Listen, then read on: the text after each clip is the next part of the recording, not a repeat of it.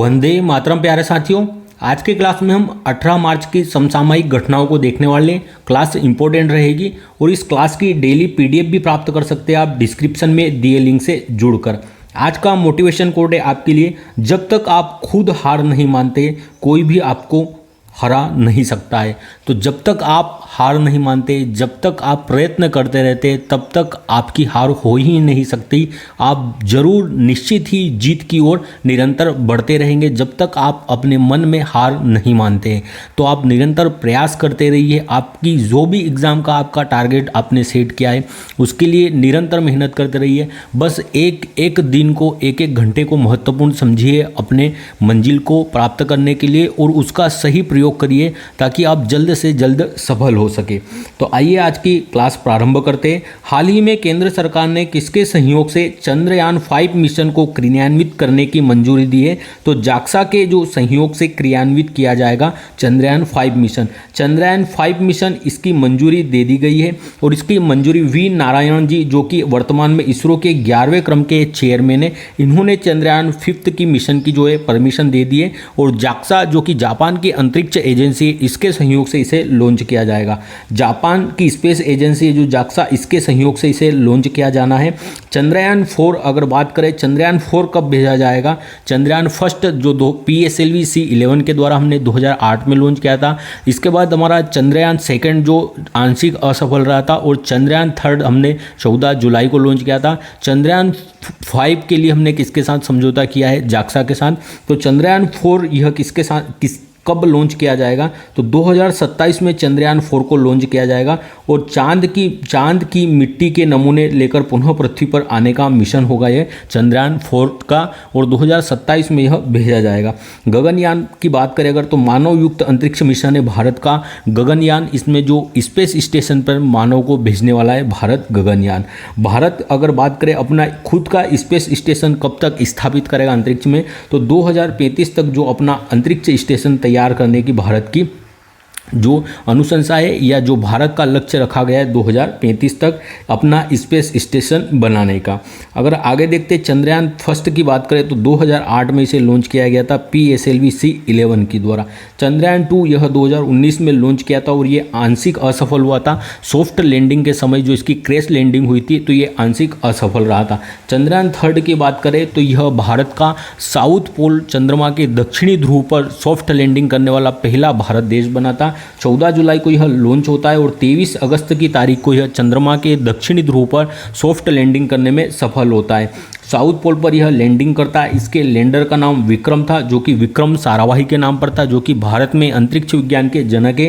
Rover इसका प्रज्ञान था। अगर रॉकेट की बात करें तो LVM 3 M4 रॉकेट का इसमें प्रयोग किया गया था। LVM 3 M4 रॉकेट इसमें प्रयोग किया गया था। जिस पॉइंट पर चंद्रयान 3 सॉफ्ट लैंडिंग करता है उसे शिव शक्ति पॉइंट नाम दिया गया था और 23 अगस्त को यह सॉफ्ट लैंडिंग करने में सफल हुआ था। इसलिए राष्ट्रीय अंतरिक्ष दिवस भी 23 अगस्त को मनाया जाता है। जाक्सा की अगर बात करें तो जाक्सा और इसरो एक संयुक्त मिशन भेजेंगे। कौन सा? लूपेक्स मिशन भेजने वाले, लूनर पोलर एक्सप्लोरेशन, अर्थात जो ध्रुव है चंद्रमा के ध्रुव, उनके अध्ययन के लिए लूपेक्स मिशन भेजेंगे भारत और जापान या इसरो या जाक्सा। अगर बात करें निसार कौन लॉन्च करेगा? तो जो इसरो है और जो नासा है, जो अमेरिका की अंतरिक्ष एजेंसी USA की, यह निसार जो है इसे लॉन्च करने वाले संयुक्त रूप से मिशन को, निसार मिशन को।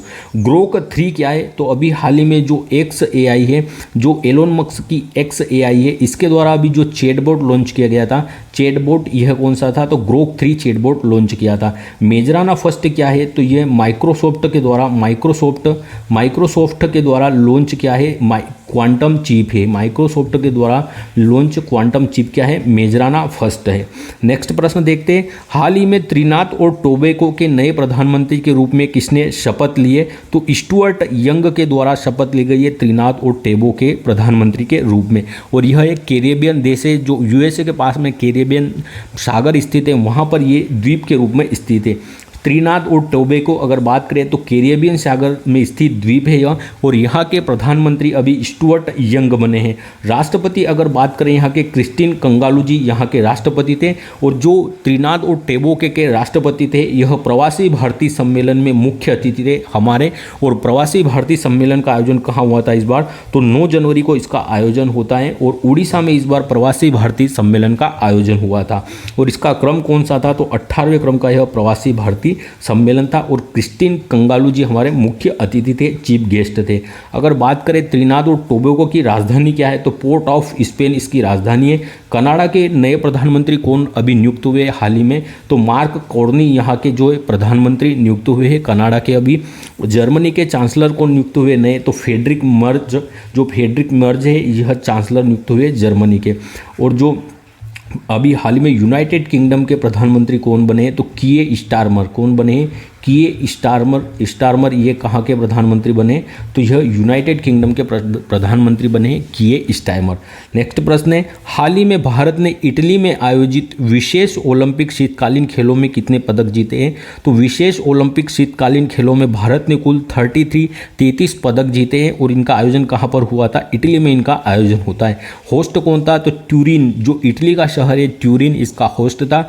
8 साल बाद इन खेलों का आयोजन होता है, और 8 से 15 मार्च के मध्य यह आयोजित होते हैं, और 12वां क्रम है इन खेलों का। भारत ने यहाँ पर कुल 33 पदक जीते थे, जिसमें से 8 गोल्ड मेडल थे, 18 सिल्वर पदक थे और 7 ब्रोंज मेडल थे, और कुल 33 पदक जीतता है भारत यहाँ पर।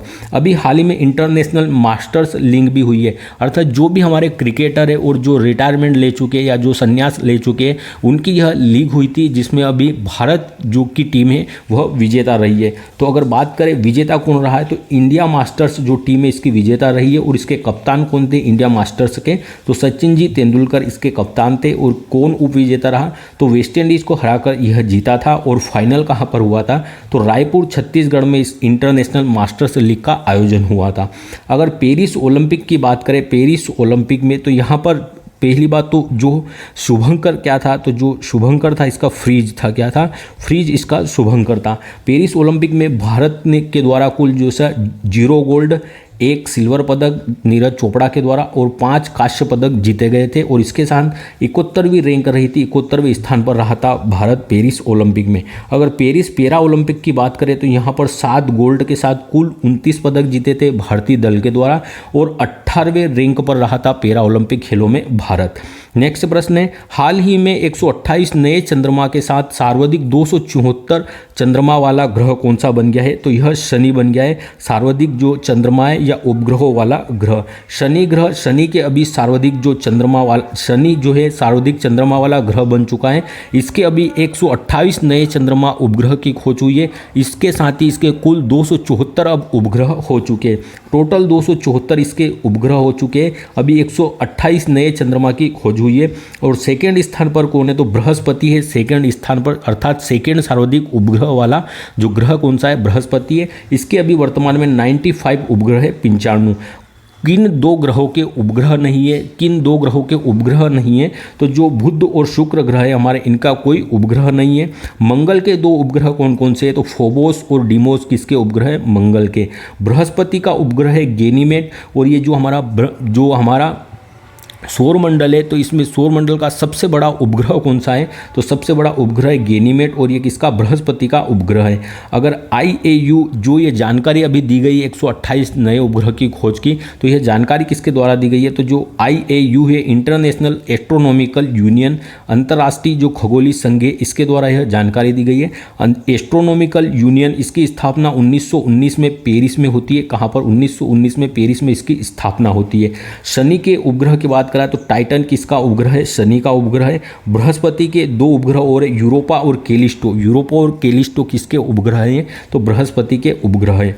नेक्स्ट प्रश्न है, हाल ही में शहरी कार्गो सेवा शुरू करने वाला पहला मेट्रो रेल कारपोरेशन कौन बन गया है, तो शहरी कार्गो सेवा शुरू करने वाला पहला मेट्रो रेल कारपोरेशन दिल्ली बन गया है। यहाँ पर कार्गो अर्थात जो माल है उनकी भी आवाजाही मेट्रो के माध्यम से की जाएगी। DMRC जिसे क्या कहा जाता है, Delhi metro regional corporation, Delhi metro rail corporation जिसे कहा जाता है DMRC, इसने अभी ब्लू डॉट के साथ समझौता किया है। ब्लू डॉट और जो DMRC Delhi metro rail corporation, इन दोनों के मध्य समझौता हुआ है और शहरी कार्गो सेवा प्रारंभ की गई है, अर्थात माल की ढुलाई की जाएगी जो है मेट्रो के माध्यम से। भारत का फर्स्ट मेट्रो बन गया है DMRC दिल्ली मेट्रो, ऐसा समझौता करने वाला, जो कार्गो जो माल है उसकी ढुलाई करेगा मेट्रो के माध्यम से।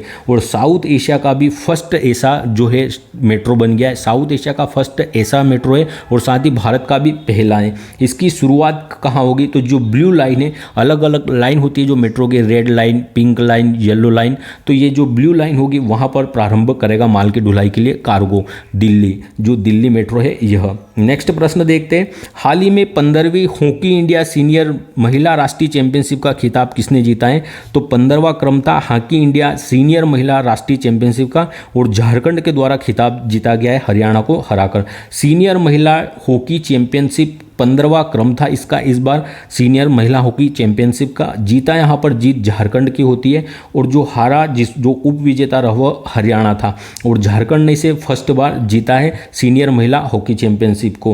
होस्ट कौन था, तो पंचकुला हरियाणा में इसका आयोजन होता है, हरियाणा इसका होस्ट था। फर्स्ट बार इसका आयोजन कब होता है इस हॉकी चैंपियनशिप का, तो 2011 में फर्स्ट बार इसका आयोजन होता है और इंडियन रेलवे के द्वारा इसे फर्स्ट बार जीता गया था। अभी हाल ही में हॉकी के कुछ अवार्ड दिए गए, तो हॉकी में बलवीर सिंह अवार्ड अभी किसे दिया गया है, मेल में हरमनप्रीत सिंह को दिया गया है और फीमेल में सविता पुनिया जी को दिया गया है बलवीर सिंह अवार्ड, जो हॉकी के बेस्ट प्लेयर के अवार्ड है। और अगर ओलंपिक की बात करें तो भारत ने अभी तक ओलंपिक में हॉकी में कुल कितने गोल्ड मेडल प्राप्त किए, तो भारत हॉकी में अभी तक कुल 8 गोल्ड मेडल जीत चुका है हॉकी में। और भारत ने पहला गोल्ड मेडल अपना कब जीता था, तो 1928 में एम्स्टर्डम में जो ओलंपिक हुए थे, यहाँ पर भारत ने पहला अपना गोल्ड मेडल जीता था हॉकी में। इसके बाद 1928,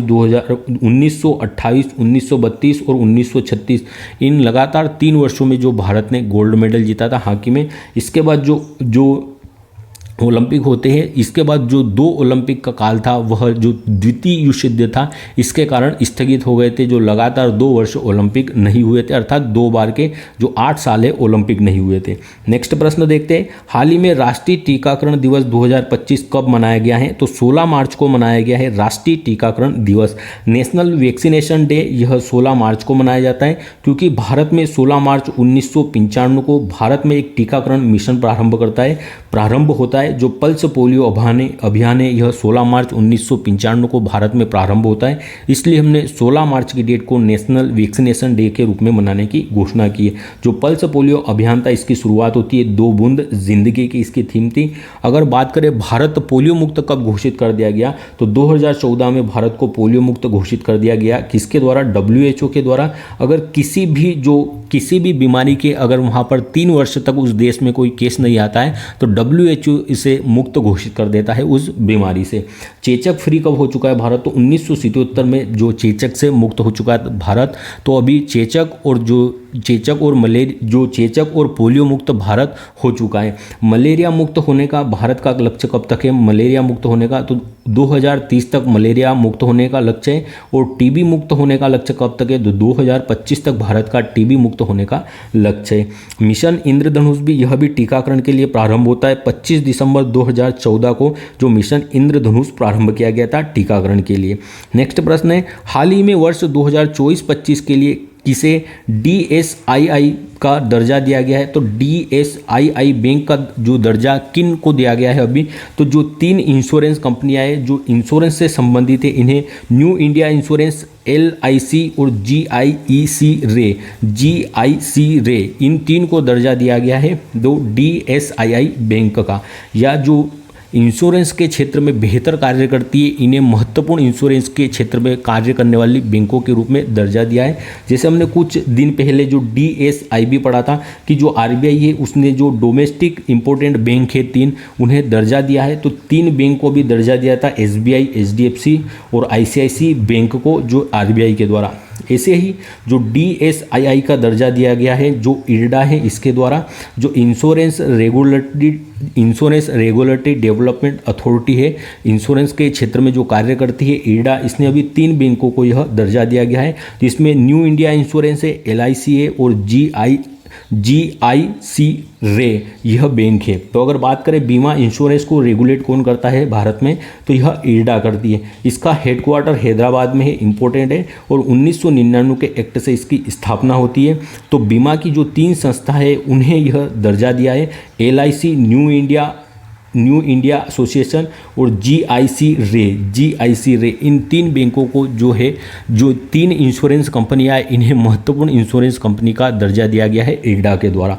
और अगर बात करें इसका फुल फॉर्म क्या होता है, तो डोमेस्टिक सिस्टम इम्पोर्टेंट इंश्योरेंस। अगर इसका बात करें DSII का फुल फॉर्म क्या होता है, तो डोमेस्टिक सिस्टमेटिक इम्पोर्टेंट इंश्योरेंस इसका फुल फॉर्म होता है।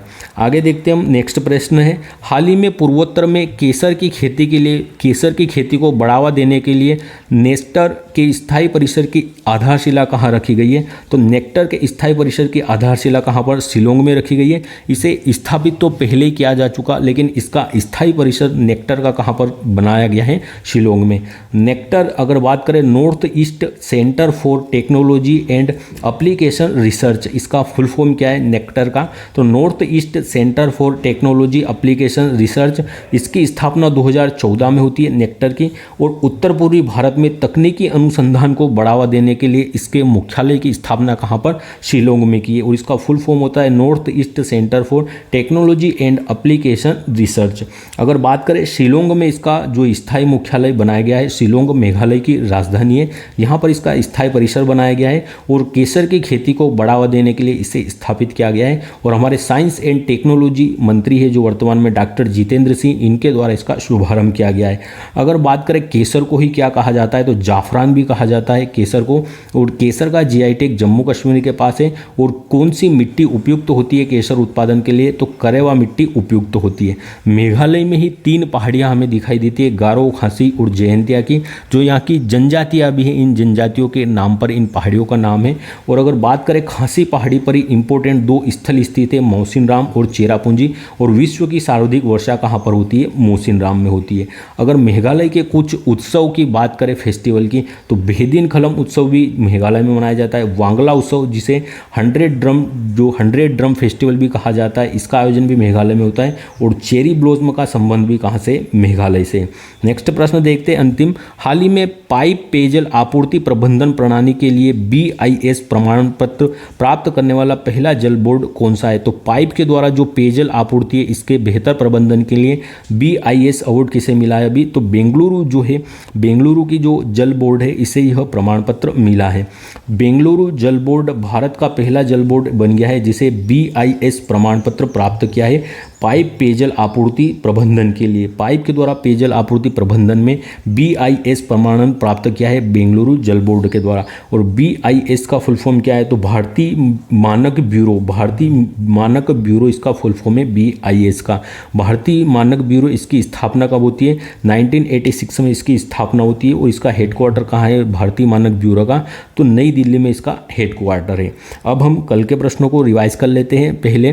तो अगर आपको क्लास अच्छी लगी है, आपके लिए अगर क्लास बेनिफिट देती है, ज़रूर आपका टाइम सेविंग होता है, आपको अच्छे से समझ में आता है, तो आप मेरी हेल्प ज़रूर करिए। आप जितने भी दोस्त मेरे रेगुलर देखते हैं उनमें से अगर आप खुद शेयर करोगे तो ज़रूर जो है मुझे भी मोटिवेशन मिलेगा, और जो हमारा एक बड़ा परिवार बनेगा तो मैं आपको बेहतर जो और भी सर्विस है, बेहतर जो कार्य आपके लिए कर सकूँगा। तो आप सभी से विनम्र अनुरोध है, या आप मेरा जो है इसे छोटा सा जो मेरी सपोर्ट या छोटा सा जो है मेरी सहायता समझ लीजिए। आप जो चैनल को ज़रूर शेयर करिए अपने दोस्तों तक, जहाँ तक आप शेयर कर सकते हैं। तो आपसे जितना बने और अधिक से अधिक जो आप हुआ जो आपके चैनल है, चैनल को सब्सक्राइब करिए। जो अधिक से अधिक मोबाइल है आपके, वहाँ से आपको चैनल को सब्सक्राइब करना है ज़रूरी।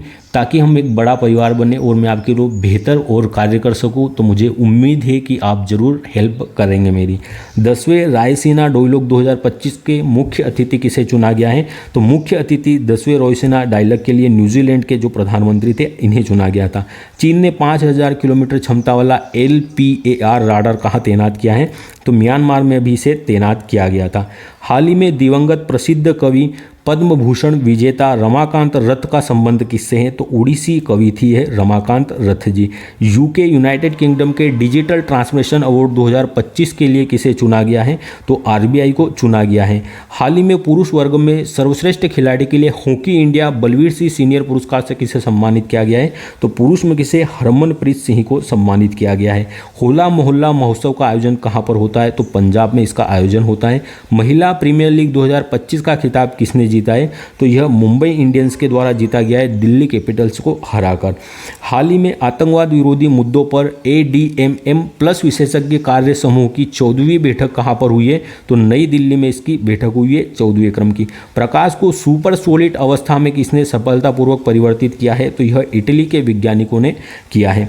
युवा लेखकों को सलाह देने के लिए प्रधानमंत्री युवा 3.0 योजना किसने प्रारंभ की है? तो यह शिक्षा मंत्रालय के द्वारा प्रारंभ की गई है। अब हम आज के प्रश्नों को रिवाइज कर लेते हैं। केंद्र सरकार ने किसके सहयोग से चंद्रयान 5 मिशन क्रियान्वित करने की मंजूरी दी है? तो यह जाक्सा के सहयोग से होगा। त्रिनाद और टेबोको के नए प्रधानमंत्री कौन बन चुके? तो जो स्टुअर्ट यंग है यह त्रिनाद टेबोको के नए प्रधानमंत्री बने। मार्क कार्ने कहाँ के? कनाडा के बने। और फेडरिक मर्च यह जर्मनी के चांसलर बने। भारत ने इटली में आयोजित विशेष ओलंपिक शीतकालीन खेलों में कितने पदक जीते? तो 33 पदक जीते। 128 नए चंद्रमा के साथ सर्वाधिक 274 चंद्रमा वाला ग्रह कौन सा बन गया है? तो 274 चंद्रमा वाला ग्रह अभी शनि बन चुका है। शहरी कार्गो सेवा शुरू करने वाला पहला मेट्रो रेल कॉरपोरेशन कौन बन गया है? तो शहरी कार्गो सेवा प्रारंभ करने वाला दिल्ली मेट्रो बना है। 15वीं हॉकी इंडिया सीनियर महिला राष्ट्रीय चैंपियनशिप का खिताब किसने जीता है? तो झारखंड ने जीता है हरियाणा को हराकर। और हरियाणा के पंचकुला में इसका आयोजन होता है। राष्ट्रीय टीकाकरण दिवस 2025 कब मनाया गया? तो 16 मार्च को मनाया जाता है राष्ट्रीय टीकाकरण दिवस। वर्ष 2024-25 के लिए किसे DSI का दर्जा मिला है? तो न्यू इंडिया इंश्योरेंस, LIC और GIE रे इन तीनों को मिला है। और IRDA जो इंश्योरेंस को रेगुलेट करती उसके द्वारा यह दर्जा दिया गया है। पूर्वोत्तर में केसर की खेती को बढ़ावा देने के लिए नेक्टर के स्थायी परिसर की आधारशिला कहाँ रखी गई है? तो इसकी स्थायी परिसर की आधारशिला शिलोंग में रखी गई है। पाइप पेयजल आपूर्ति प्रबंधन प्रणाली के लिए BIS प्रमाणन प्राप्त करने वाला पहला जल बोर्ड कौन सा बन गया है? तो यह बेंगलुरु जल बोर्ड बना है। धन्यवाद। जय हिंद। वीडियो अच्छा लगा हो तो लाइक जरूर करिएगा।